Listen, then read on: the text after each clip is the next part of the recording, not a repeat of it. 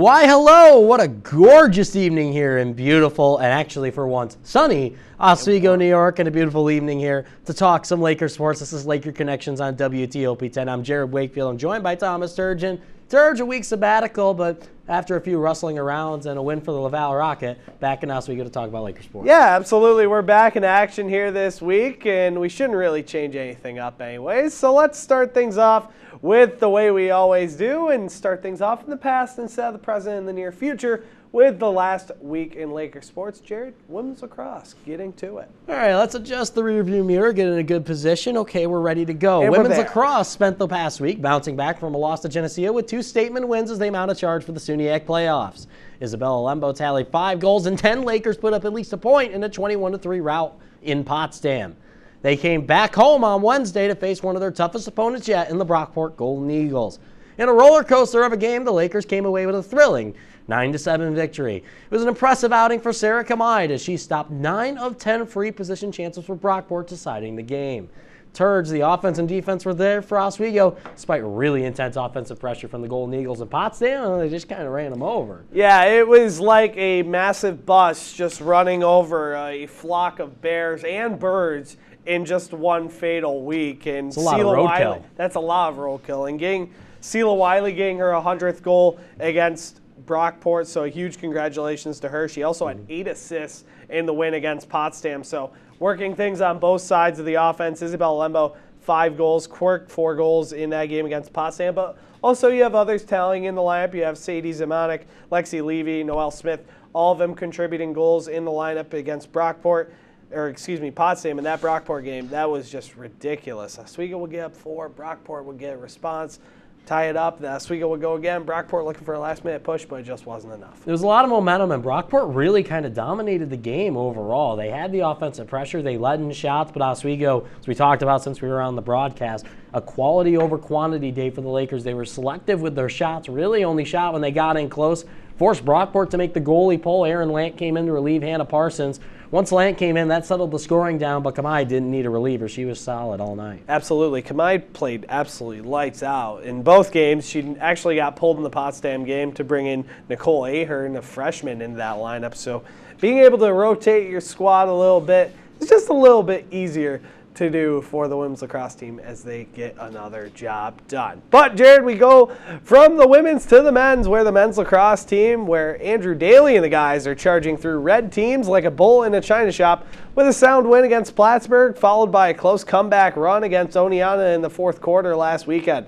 Oswego currently sits in 2nd in the SUNYAC behind the Geneseo Knights and currently in 3-0. Jared, clearly this team is trending towards the right direction, heading into some very tough tests in the upcoming weeks. Yeah, I mean, these next couple weeks are a pretty big deal for the men's lacrosse team. But we got more on that later. But looking back on this weekend, that was a win they needed. Oswego really struggled in the first half of that game. They were unable to get a lead on Oneonta. They rallied back. It was a chippy game, a lot of big hits late, a lot of chippiness between the benches. The bench getting really into it on the Oswego side, enough to tick the referees off a little bit. They got a couple warnings to settle down, but at the end of the day, it didn't matter. And Oswego dealt Oneonta their first conference loss of the year. And Oswego still undefeated in conference play. Aiden Kenyon had an up-and-down day, but he settled in the 4th quarter to bring things home, and a big day for Gavin Elston. Absolutely. That Oneonta game, they just went to town on that comeback. Oneonta, a very tough team to play against on their home turf. For Oswego State, they get the job done, and then that Plattsburgh game, just backtracking a little bit. The offense was all over the place. Corey O'Connor, 4 goals and 2 assists. It's pretty simple. Every time Plattsburgh scored, Oswego had about 4 more to answer.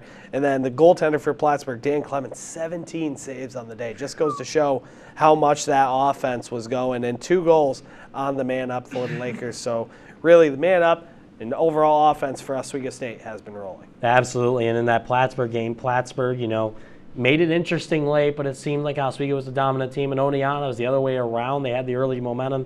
Lakers took over, and the deciding factor for the Lakers, 5 unanswered, 4 of them in the 4th quarter. But after an up-and-down start to the year, we'll head to the Diamond, where Oswego baseball has settled in and built themselves a nice little 7-game winning streak. They swept the Fredonia Blue Devils to take their first 3 conference wins of the year.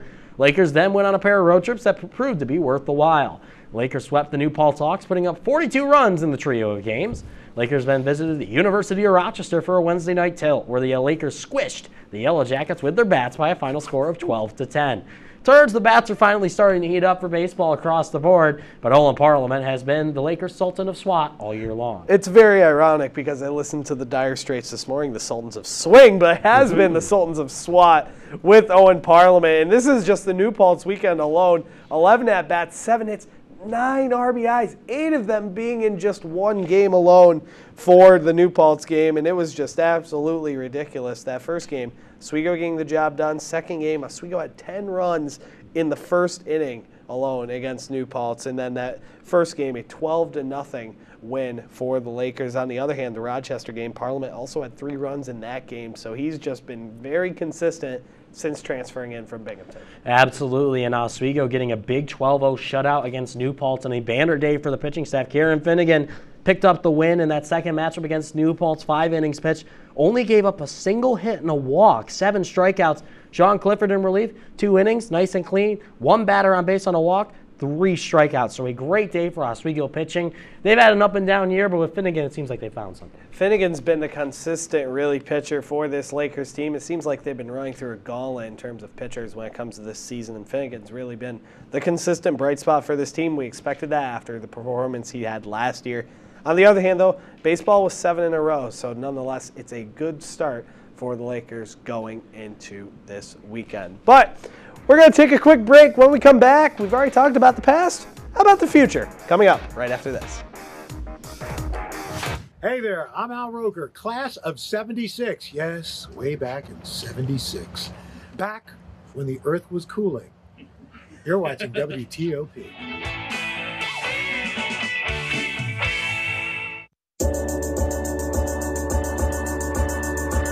The Kinda Late Show with Chloe and Anna.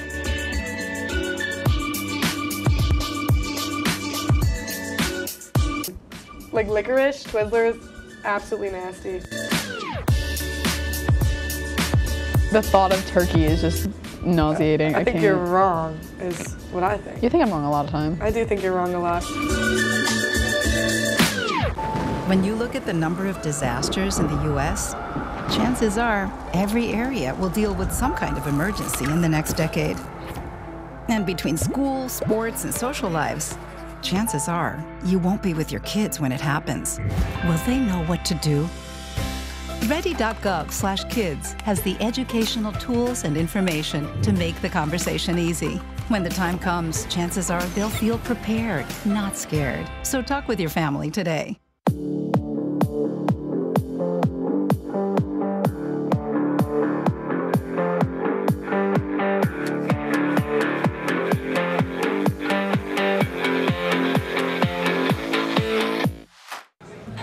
Put the keys down, Kevin. But I'm gonna drive home. There are several warning signs present that you shouldn't be driving. I guess I have really been looking for love in this dating app. Yep, I'm definitely gonna call a ride home.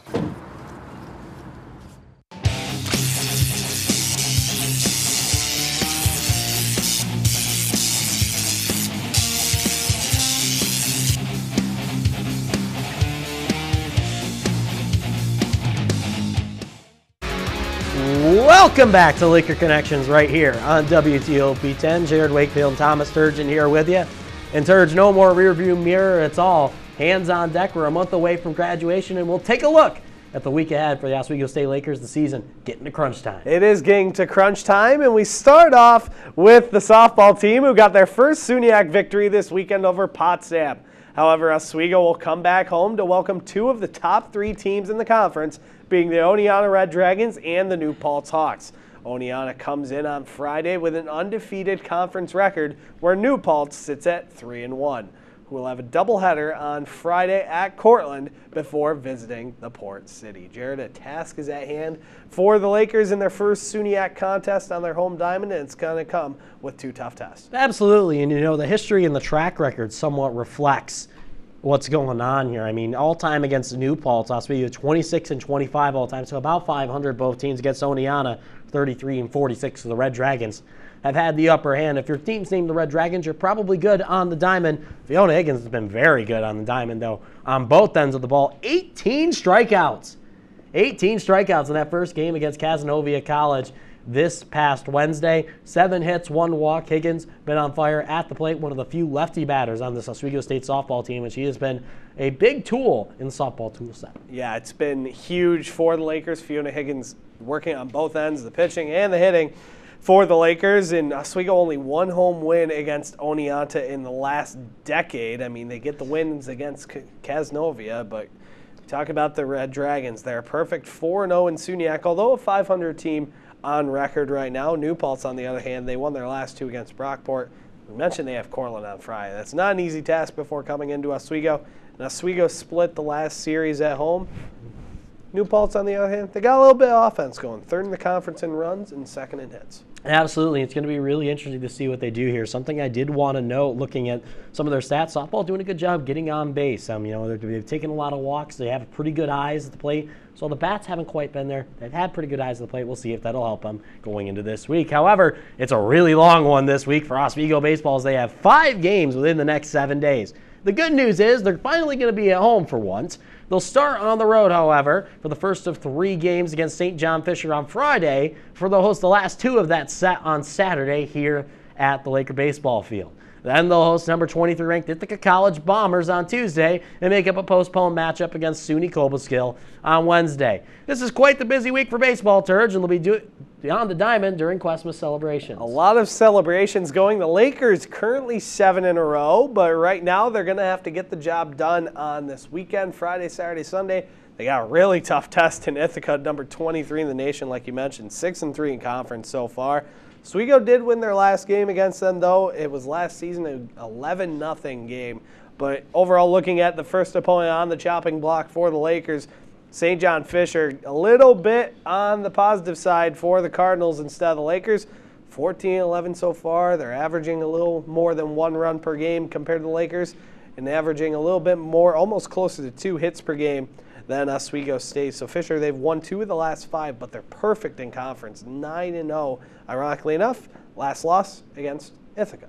Wow, and it's going to be really interesting to see, the Bombers, such a strong program. St. John Fisher, not one to scoff at, too. That Rochester baseball scene, some pretty good programs in the past. U of R, historically a very good program, but also you were able to get the better hand of them. That's steps in the right direction.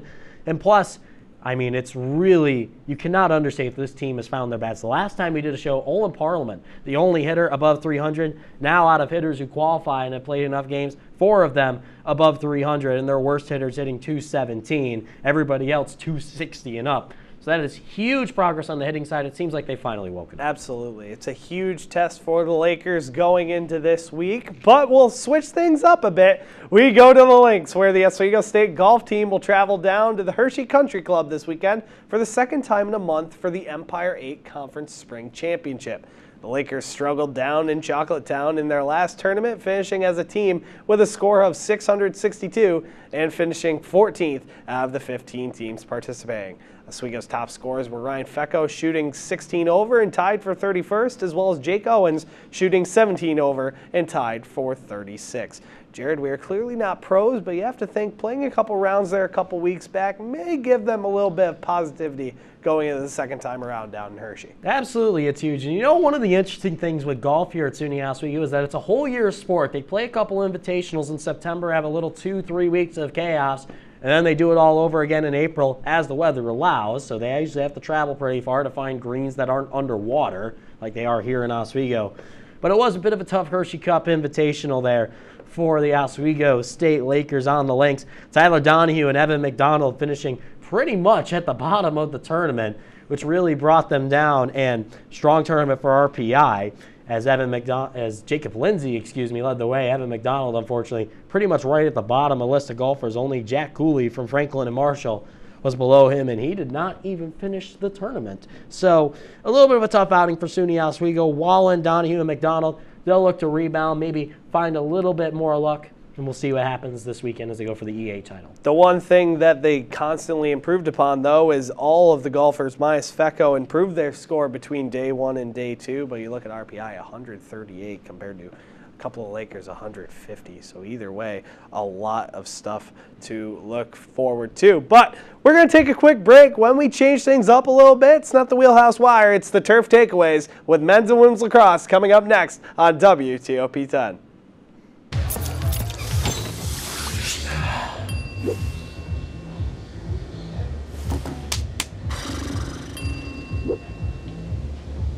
If you need to do something to feel okay to drive, you're not okay to drive. Don't drive buzzed.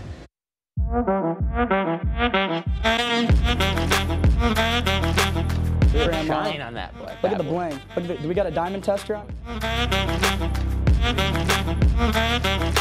Yeah, that's getting bad. Yep.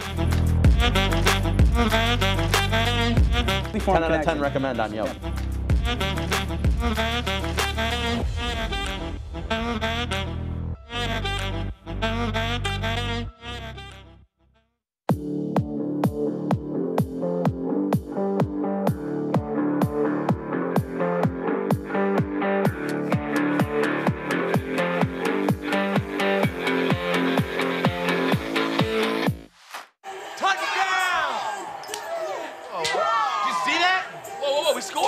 We're going to the playoffs. I can't believe I missed that. Every time I'm buzzed, I spend too much time on my phone. What? I should take your phone away. No. I'll call for a ride. Wait, why does my face look like that? I'm playing with these new face filters. Okay, you know what? Yep, that's mine. Kevin, I need that back. No. Kevin!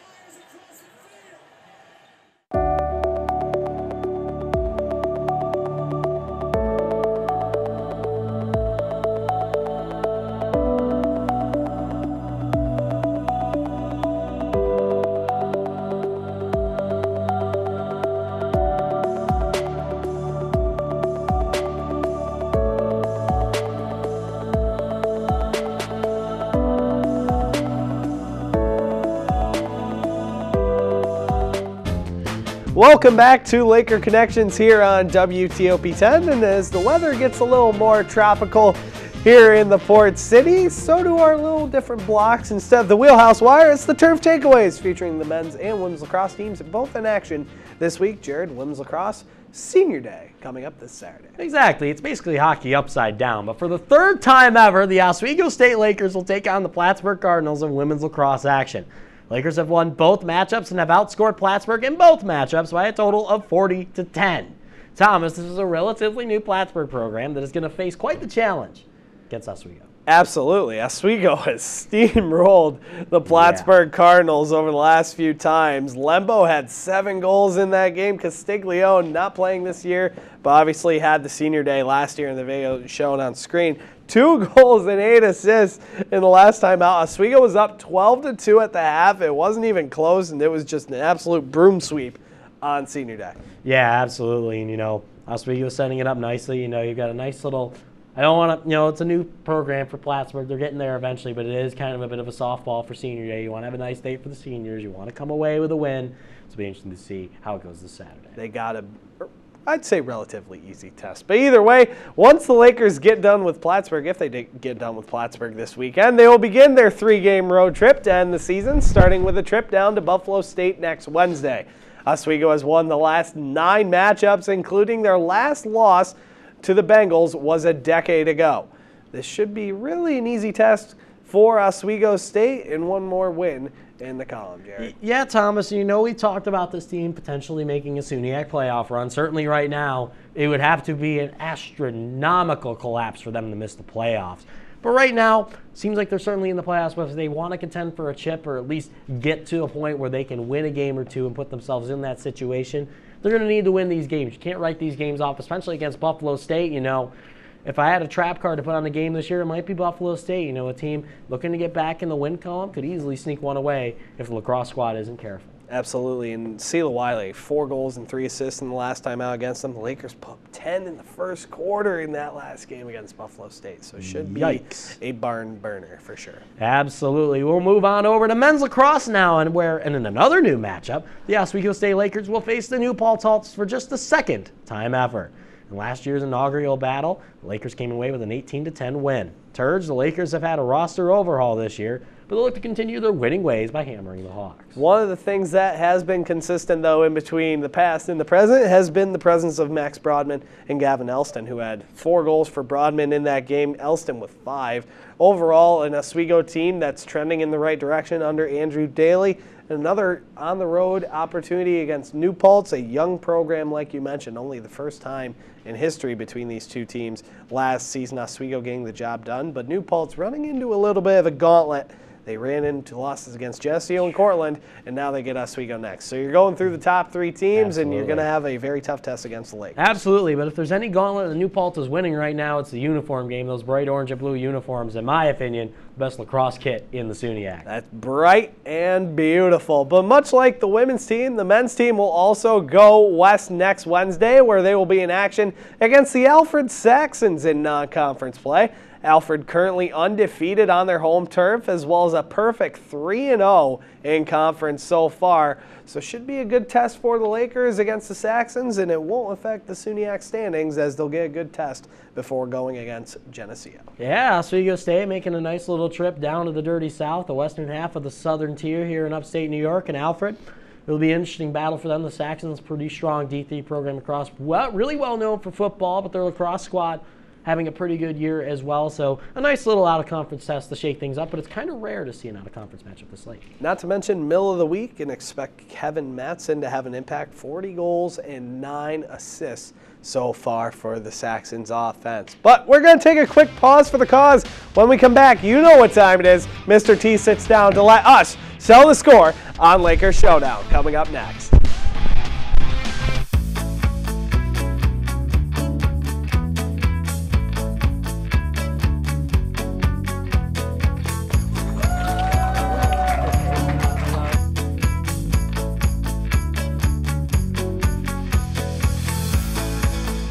Jill told me it was Kitty from Glee. Yeah, what is it? It's Al Roker.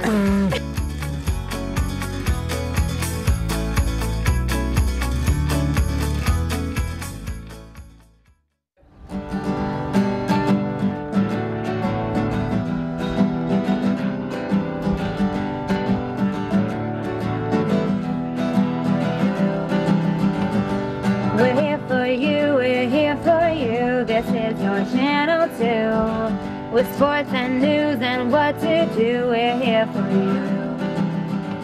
It's your TV, you're watching WTLP. Your TV, thanks for watching WTLP.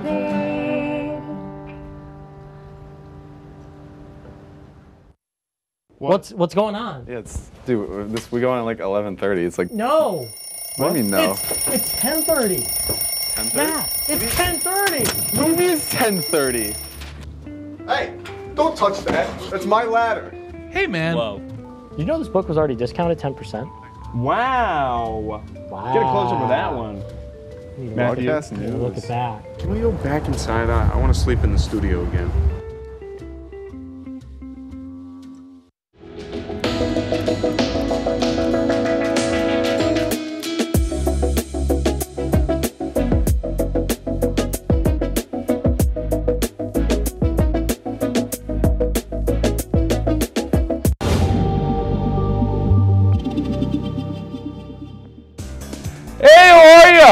Look at that! It's time for more Laker Connections and some Laker Showdown.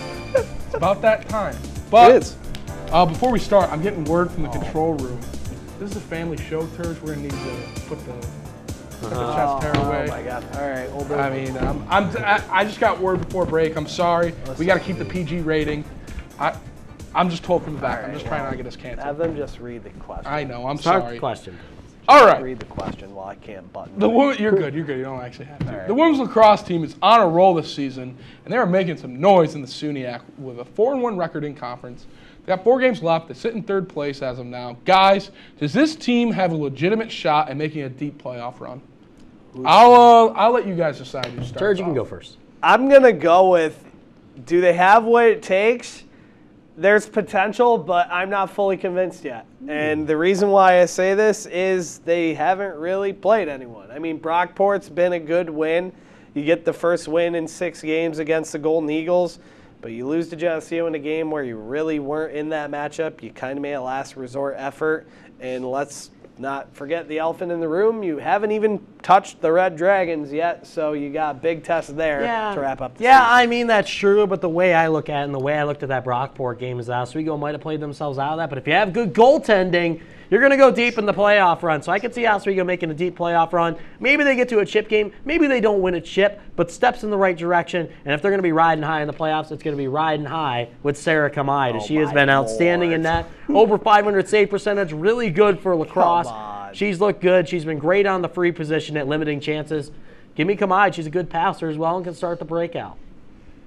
That was good. I'm sorry, he got you on that one. You know, the goaltending. Well, he hammered. He just they're also down. a wagon right now. They're a wagon. He put the rhymes Darius in. Rucker, wagon. They're in the canoe right now. They're rowing along. He rhymed it. He just went all over the place. He's just bad. It's just bad. It happens. It's all right. Just bad. It's all right. But we'll go to the next one. We're gonna stick with lacrosse, but we're gonna go with the men's team this time. Okay. This team is also red hot right now. Undefeated in the SUNYAC. They won 4 in a row. They beat everything in red. Yes. Uh-huh. They're kind of on a revenge tour right now. You know, they've had some down years in the SUNYAC, but who's been the MVP so far for this men's lacrosse team? Oh, wow. I'll let Jared start out. He won this one. Oh goodness, this is a really tough one because there's a lot of players you could go with. I mean, Aiden Kenya's had a good year. There's the obvious guys as well. Like, you know, you could go for like a Max Brodman or Gavin Elston. I'm going to go with a bit of more low-key guy. I'll go with Logan Prescott, a guy that you're not going to notice on the field as much. You know, the goal scoring is one thing, but what he leads in, ground balls. 45 ground balls. 45. I mean, those are turnovers and chances that you're winning down on the ground. Without him, they're not getting those scoring chances. I'm going to have to go with Trey Jones, and I think he's been providing a lot of secondary offense for the Lakers. I mean, we talk about Elston, we talk about Brodman, Corey O'Connor. Liam Sexton was definitely in the running for me, but at the same time, we've seen what Liam Sexton has been able to bring to the table. Trey Jones has really been able to step up and provide that secondary offensive role for the Lakers. I feel like we turned this into an unsung hero competition. You guys kind of did. You guys both made some great points. I'm going to have to go with Turge on this one. That's fair. It's very close. It's fair. It was neck and neck. Yeah. This one, it all comes down to this. I'll tell you that. We're going over the baseball field now. Over the diamond. Over the diamond now, as some would say. Baseball's turned things around. They got a 12-11 record, 6-3 in the conference. They brought out the brooms, swept Fredonia and New Paltz on a 7-game win streak. Guys, what has been the key for this mid-season turnaround?